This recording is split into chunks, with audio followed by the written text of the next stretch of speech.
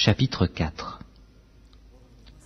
Au reste, frères, puisque vous avez appris de nous comment vous devez vous conduire et plaire à Dieu, et que c'est là ce que vous faites, nous vous prions et nous vous conjurons, au nom du Seigneur Jésus-Christ, de marcher à cet égard de progrès en progrès.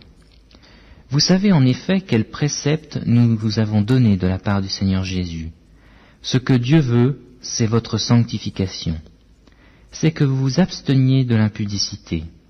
C'est que chacun de vous sache posséder son corps dans la sainteté et l'honnêteté, sans vous livrer à une convoitise passionnée, comme font les païens qui ne connaissent pas Dieu.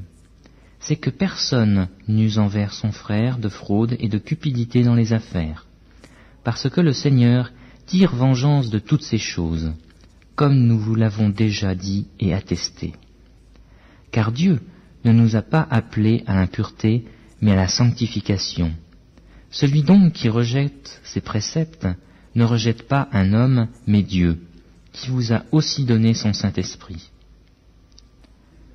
Pour ce qui est de l'amour fraternel, vous n'avez pas besoin qu'on vous en écrive, car vous avez vous-même appris de Dieu à vous aimer les uns les autres, et c'est aussi ce que vous faites envers tous les frères dans la Macédoine entière. Mais nous vous exhortons, frères, à abonder toujours plus dans cet amour, et à mettre votre honneur à vivre tranquille, à vous occuper de vos propres affaires et à travailler de vos mains, comme nous vous l'avons recommandé, en sorte que vous vous conduisiez honnêtement envers ceux du dehors et que vous n'ayez besoin de personne. Nous ne voulons pas, frères, que vous soyez dans l'ignorance au sujet de ceux qui dorment, afin que vous ne vous affligiez pas, comme les autres qui n'ont point d'espérance. Car si nous croyons que Jésus est mort et qu'il est ressuscité, croyons aussi que Dieu ramènera par Jésus et avec lui ceux qui sont morts. Voici en effet ce que nous vous déclarons d'après la parole du Seigneur. Nous, les vivants, restés pour l'avènement du Seigneur, nous ne devancerons pas ceux qui sont morts.